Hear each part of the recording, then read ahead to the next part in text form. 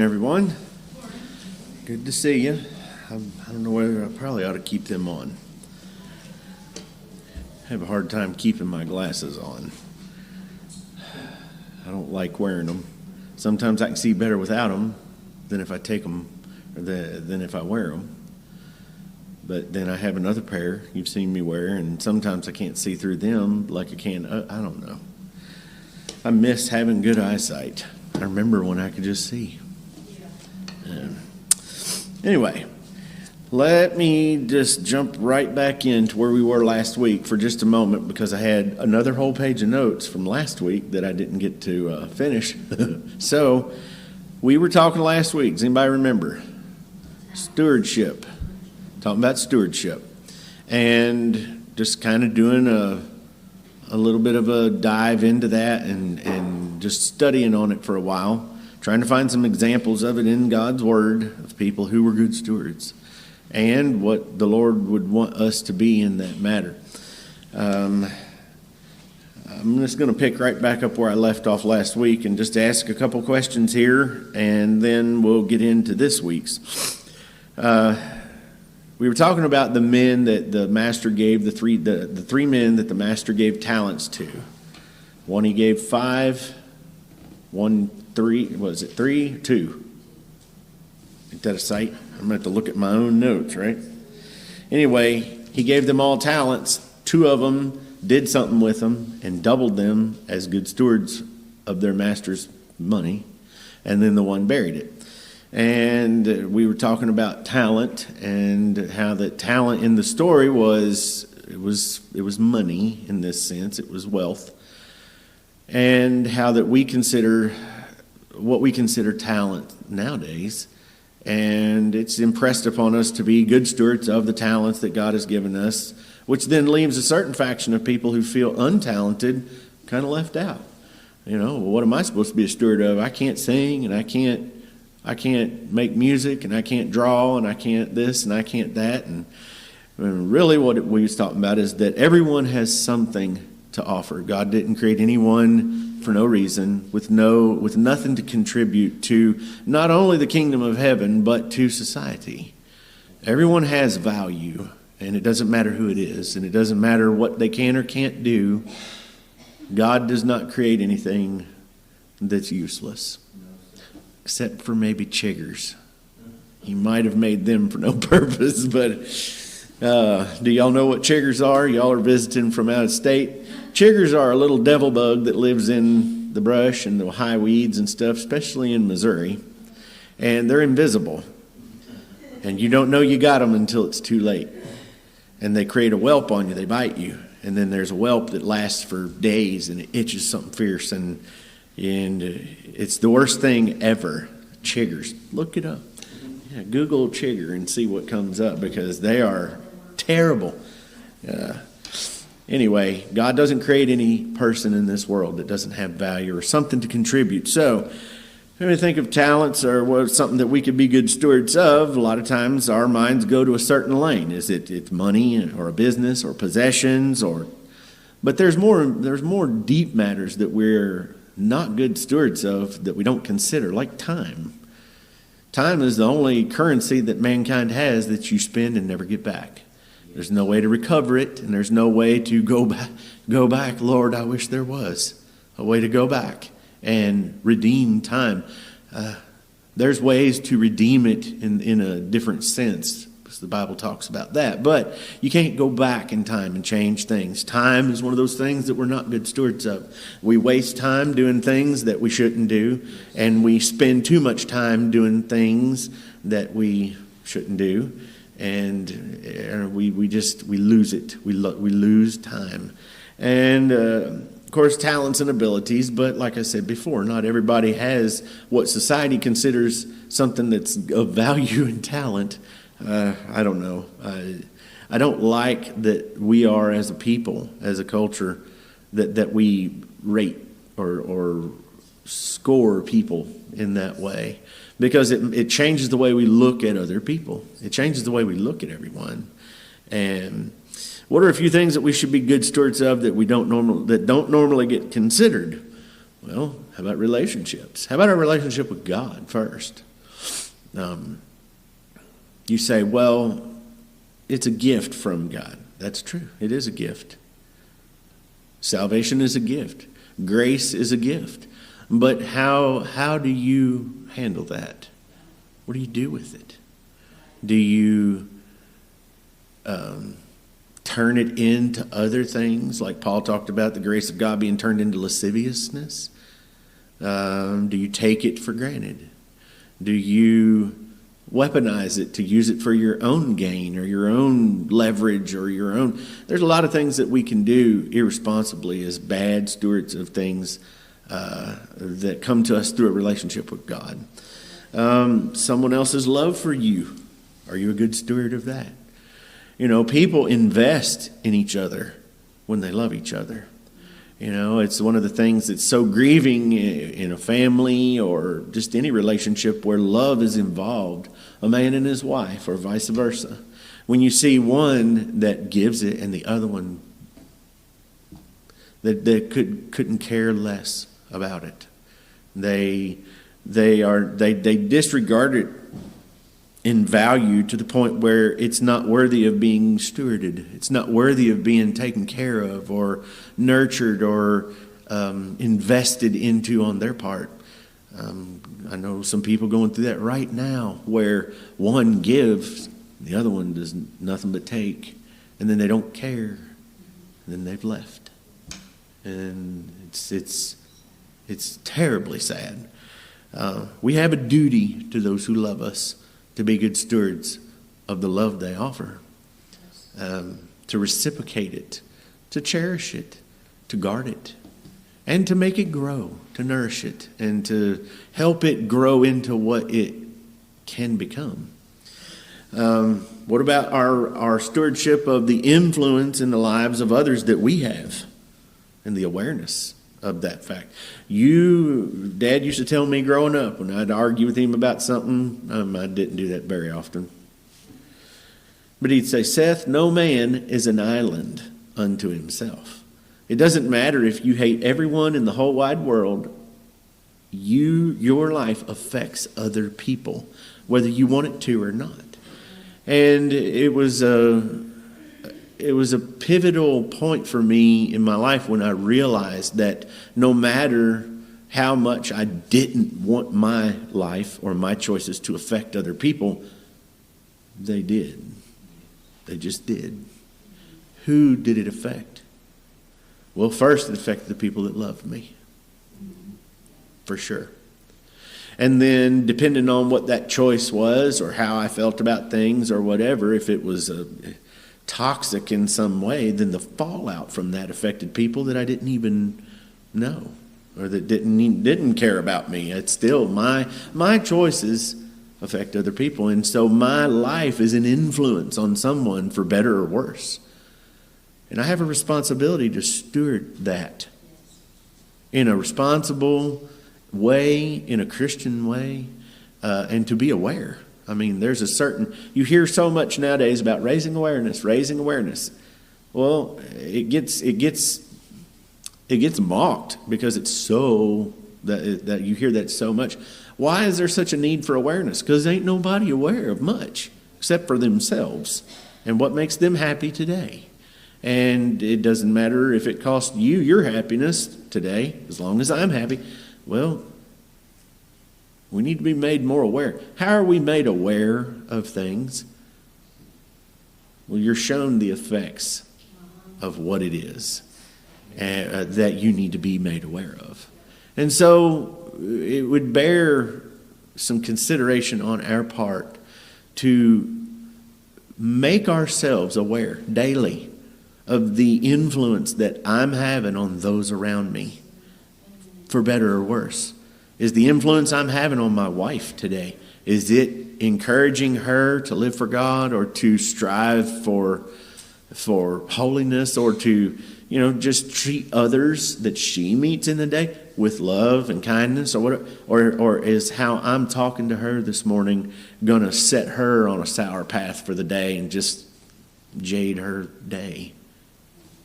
Or my children or my coworkers or the people that I work for or whatever. So, The call to the believer is a calling to stewardship. He said, to which we were called. You remember we said that last week. It's a calling. Can we be faithful in little? Because that's where it starts. He knows your ability better than you do. Remember in the talents, the parable of the talents, he said he gave to every man according to his several ability. That's what he called it. And so that's why one of them got more than the others did. And he'll do you the same way. He's not going to give you the responsibility that you don't have the strength to carry or the maturity to carry. It's just like with a child. There's things that you don't tell a child. You don't divulge certain information to a child till they're older. Maybe you give them a vague idea so that they're not left with this empty vacuum of question that someone else will fill with something wrong. But you don't just divulge 100% to a child who's not old enough or mature enough to understand the information they're hearing. God does us the same way, and with this matter of what he gives us to be stewards of. But that's where it starts. He gives us a little, see if we can be faithful in little. And if you desire to do more for him as a steward of whatever he asks, then we must be faithful in whatever he asks of us today, small or great. You say, well, I've had responsibility. I've had things that are greater than this. So this is for someone else. It's beneath my pay grade, metaphorically. No. There's things that I run onto myself where I'm just like,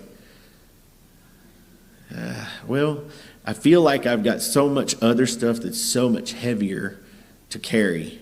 And yet there's this thing that someone brings me and I'm like, man, I don't have time for this. And do I have it to give? I've got so many. Yes, I do. Be faithful in little or in much. And you can't, it's not a situation like in a job where you get promoted to a higher plane and now you don't dig the hole anymore. You run the tractor. No. There's nothing more inspiring to the guy on the shovel than to see the guy on the tractor willing to get off and grab a shovel too. And that goes back to being stewards of our influence on other people. So I want to move on and start with this week's half an hour. Let's see how far we get in this. Open your Bibles to Daniel chapter 1 this morning. Daniel chapter 1. Just want to point out a few things. We're talking about people who were good stewards. I'd like to talk about Joseph too, and maybe we will next week. But it's the same lesson in all of these men, and there's more than just these two fellas that were good stewards of what God led them through. It wasn't just something that the Lord gave them, because sometimes it sure didn't feel like a gift, I'll tell you that. A lot of their life didn't feel like much of a blessing. But that did not dictate the intensity wherewith they stewarded what God led them into. All right, this week I want to talk about this, preparing for stewardship. It stands to reason that believers would want to do something meaningful and something of eternal value for God in their life, wouldn't you say? Is that how you feel as a believer? You want to do something for the kingdom of heaven? Well, of course we do. We all have that desire, or we should have that desire. It's kind of like the keystone of our life.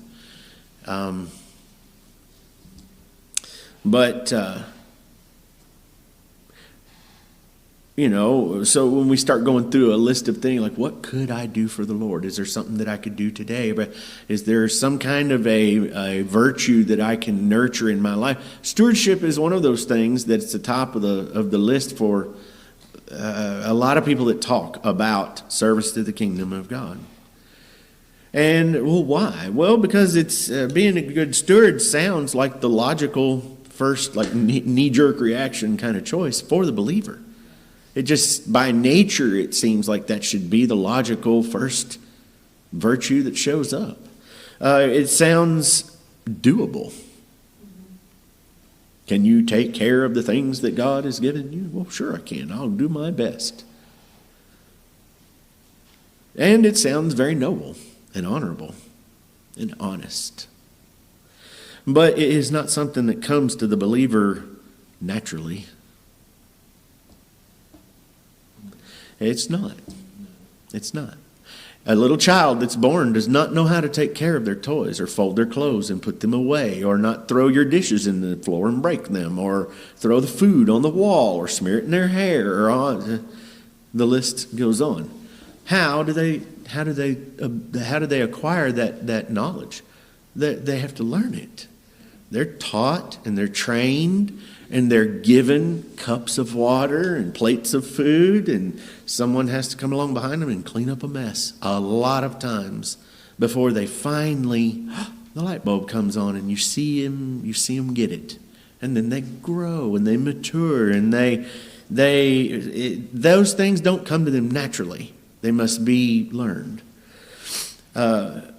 Stewardship is not something that comes effortlessly. It comes through much trial. And a lot of times, much hardship just on the person that's having to be the steward. It is not,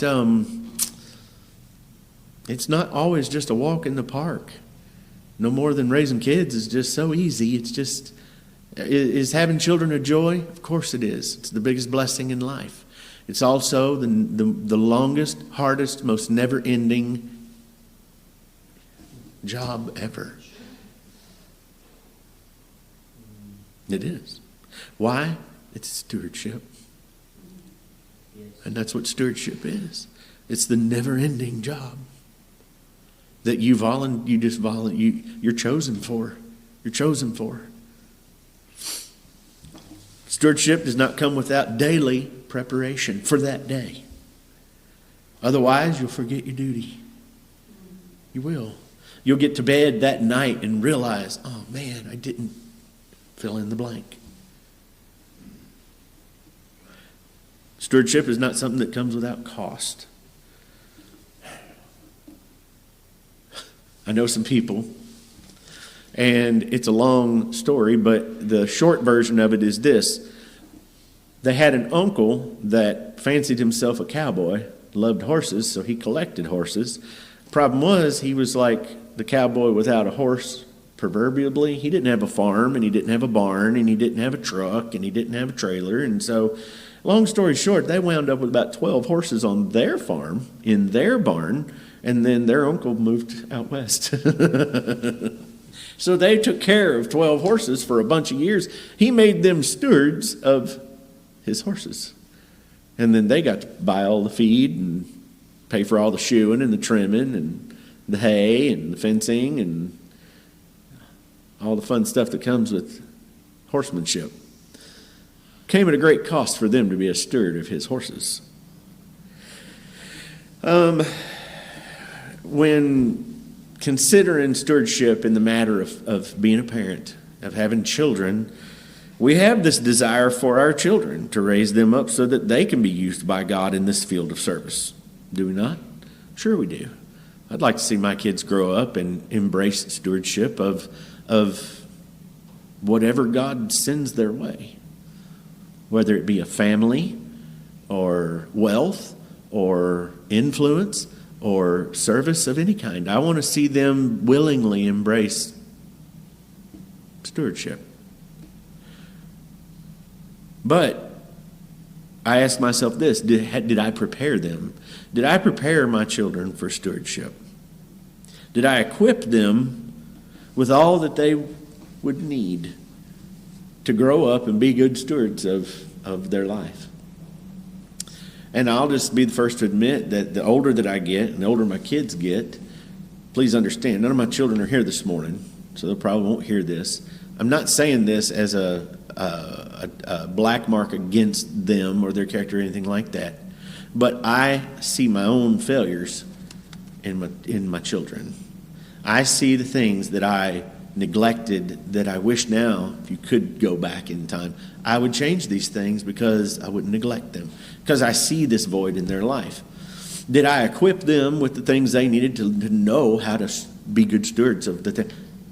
No. Well, how?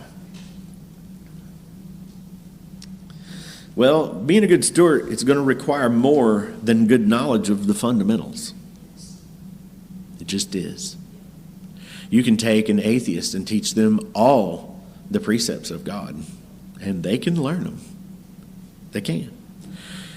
Christian education is not enough. You know, a good Christian-based education is fundamental. It's very important. I had a boy come up to me this past week, and he said that he, and I mean, maybe this is out of pocket, but he acted like he had just discovered the most ground-shaking information in his life. And it was that Christopher Columbus was not a colonist that killed the Indians. He came and was actually tried to bring religion. That was his purpose of exploration, was to bring religion to the barbarian. That was, and he said, we were taught in school the exact opposite of that. And I'm like, I wasn't. And I said, I got to thinking about it. I'm like, why was I taught that Columbus had good motives for his exploration? Because I got a Christian education. But does that make me a good steward? Of course not. It's not enough. It's not enough. Sheltering is not enough because it's not sustainable. I'm learning this in real time right now, is that my children grow up and move away. I only have them for a very short amount of time in the grand scheme of things, in the grand, theater of time. I have them for just the opening ceremony, and that's it. And they're gone. And then my influence on their life changes it changes to something else. And so, should you protect your children? Yes, you very much should protect them. You have a duty. It's part of your stewardship of your children to protect them. But don't confuse sheltering and protecting, because they're two different things. They're two different things. Scare tactics and fear-based avoidance is not enough. Their day will inevitably come to stand alone and have to face what fear and avoidance have sheltered them from. Not accusing anyone of this. It's a statement of a matter of fact. It helps a whole bunch to know your enemy before you face them. When the day comes for their mettle to be tested, if they know what the test is going to be because you have showed them what it's going to be and instructed them and given them the tools to be good stewards of this situation that they're in, they have a lot better chance of making the right choice. But anyway, I want to read our scripture here this morning. Daniel chapter 1. I'm going to start in verse number 1. Verse number 1. In the 3rd year of the reign of Jehoiakim, king of Judah, came Nebuchadnezzar, king of Babylon, unto Jerusalem, and besieged it. And the Lord gave Jehoiakim, king of Judah, into his hand. Now, I said this on the way to church this morning. Her and I were talking about this. I want you to think about this. Daniel was born during this time. He was born before this time, actually. And the people who raised him, there's not a word in here about his parents, I don't guess. Not that I've found. Who they were, anything about their life. But I will say this. The same prophets that preceded Daniel here, who were they? Jeremiah. Then the books of the Bible say Jeremiah, Lamentations, Ezekiel, then came Daniel. Do you think that the people who raised Daniel, that had some influence on his life before he was taken away by the Babylonians forever, do you think that they heard these prophets preaching about what was coming? I believe they probably did. I believe it had a big influence on how they raised Daniel and prepared him for the unknown that they knew was coming. They knew. Okay. the Lord gave Jehoiakim king of Judah into his hand with part of the vessels of the house of God, which he carried into the land of Shinar to the house of his God, and he brought the vessels into the treasure house of his God. And the king spake unto Ashpenaz, the master of his eunuchs, that he should bring certain of the children of Israel, and of the king's seed, and of the princes, children in whom, now I want you to pay attention to this list, because we're going to go over this in a minute, in whom was no blemish, but well favored, and skillful in all wisdom, and cunning in knowledge, and understanding science, and such as had ability in them to stand in the king's palace, and whom they might teach the learning and the tongue of the Chaldeans. That is a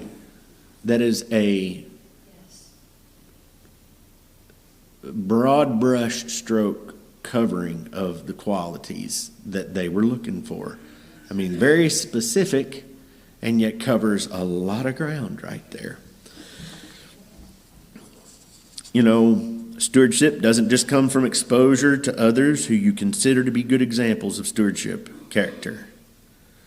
Why is that? Well, because less people truly are that than what we think, including ourselves. Consider Daniel's time and the era in which he lived. Now just think about this. We got a few minutes left. Let's see if I can get through this. He was born, like I just said, into a time where they knew what was coming. It's funny to me, our disconnect between ancient times and people now, and we think that technology is the one thing that sets us, like makes us like a completely different species of some kind. People are people, and they always have been. We can look at our phones and listen to the news and listen to the talk and this and that and the other, and we know that there's a bunch of stuff on the horizon of things that could happen to us, to our children, to our world, to our country. And we don't know what those things, which ones of them will be, but we know some of them will, don't we? Of course we do. Well, it was the same for these folks back then. Did you think after all them prophets stood out there preaching for days and years and all that about if you don't turn back to God, he's going to deliver you into the hands of the enemy. You're going to be led off into captivity. It's coming. If you don't turn, it's coming. And then these people seen what others did in response to that. And they knew we're doomed. This is going to happen. We're still following God, and we're still doing right, and we will not back down. But our country we're going to be delivered into captivity. It's coming. They didn't live in denial of what they could see with their own eyes. That was coming. So they prepared for it. What happened to a lot of the people that were left behind? Well, they were either killed, they were starved to death, or they were sold into slavery. And they knew that that would probably be their fate. So they knew that the only thing that they could do that had some kind of eternal value was to prepare their son for what they knew he would face without them. That is good stewardship. Because it is realizing the reality, it's accepting the reality, no matter how grim it is, of what you're facing. And then doing right by someone else. They weren't going to profit from this at all, but their son might. And so they prepared him. And they, consider his age. Daniel was a young man. He was taken from his home before he was grown. He was removed from his family, from the protectors, from who I said there a while ago, the people to whom he had exposure to, or who was exposed to him, like the people whose influence he was exposed to. He was forcibly removed from them before he was grown. They knew that was going to happen too. Consider the circumstances in being removed. Consider the geography of Daniel's life. He was removed from his parents' home. He was removed from his city. He was removed from his country, taken into an entirely different culture, forced to assimilate, to learn the language. He was taken into a pagan land where they didn't love his God, didn't acknowledge his God, didn't fear his God. He knew it was coming, though. Daniel was prepared for this. Daniel, he gets talked about a lot about his integrity and the character that Daniel had. But Daniel didn't get it because of where he went. Daniel had it before he went there. He had it before he went there, and it was because of the people who were good stewards of his life. That's how it works. Let's go over the list here. Let's see the things that it said that they were looking for and the ones they were going to say. First of all, no blemish. Now our minds go to a place right away where a blemish is something that you have done wrong that then scarred you in some spiritual, emotional, mental, or physical way, and now you are blemished like someone with a scar on their face or something to that effect. And I've always understood it that way. I mean, blemish was the lambs that they had for sacrifice could be without spot or blemish. Well, so I looked it up like I always do. Blemish. Now just listen. It doesn't say a mark or deformity. It says to mark with any deformity. A blemish is something that's done to someone else or to something else. If I back into a tree with my car, then I have blemished my car. And the tree, probably. To mark with any deformity, to injure or impair anything which is well formed. Started out well formed, then I did something to it and blemished it. Or to make defective either the body or mind. And these kids had no blemish. No blemish. We could stop right there and talk about that for 2 weeks probably. The things we do to blemish other people. To blemish our kids. Unintentionally. Things that we leave out of their raising and our stewardship that then leaves them blemished. Man, and then they've got to deal with that for the rest of their life. These children had no blemish. These children were well favored. That one's my favorite. And that is so condemned, and it's, it should be to a certain degree because people aren't honest. But there is such thing as people who are well favored. Children who are well favored. Why? It's because of their attitude and their disposition. If you have a kid that spits at you every time that you speak to them, he's not going to be well favored by you. Or anyone else. That's right. That's why you train them and raise them and teach them that it's not socially acceptable to spit at people. It's bad behavior. We don't do that. Daddy don't spit at people. Neither do you. And then they learn. These kids were well favored. They looked through all of these people and not all of them were well favored. Some of them had characteristics of these other in the list, but not favor. They weren't well favored. And it was be able to be discerned by their spirit, by their disposition, by their attitude, as they say now. It says, skillful in all wisdom and cunning in knowledge and understanding science, and such as had the ability in them to stand in the king's palace, and whom they might teach the learning and the tongue of the Chaldeans. These kids could receive instruction about everything. And they weren't a know-it-all, and they didn't have a superior, like a superior spirit about themselves. They weren't arrogant. And they loved to learn. Somehow this was instilled in these kids by people who knew they were going to be slaves. Raised in another land by other people, by pagan people with false gods and all of the con list that was there, that was stacked up against these. And they still instilled it in them to want to learn and to receive instruction. Well, you ain't my dad. You ain't my mom. I ain't got to listen to you. My mom said I don't have to do what you say because you're not my mom. You know what happened to those kids? Slavery. That's exactly what happened. And that's what will happen to our kids too if we raise them to believe that they only receive instruction from one source. You are damning your child to a life of slavery if you raise them to despise wisdom and instruction. You just are. The world is full of bottom shelf laborers that will only ever have that as their option because their parents didn't raise them to love instruction, to receive instruction. It's the worst thing in the world as an employer is to get a guy that comes on the job and you can't tell him nothing. He either already knows everything or he just will not listen to you. He either knows it all already or he doesn't believe that you know it. A fool despiseth wisdom and instruction. These kids could learn. They wanted to. And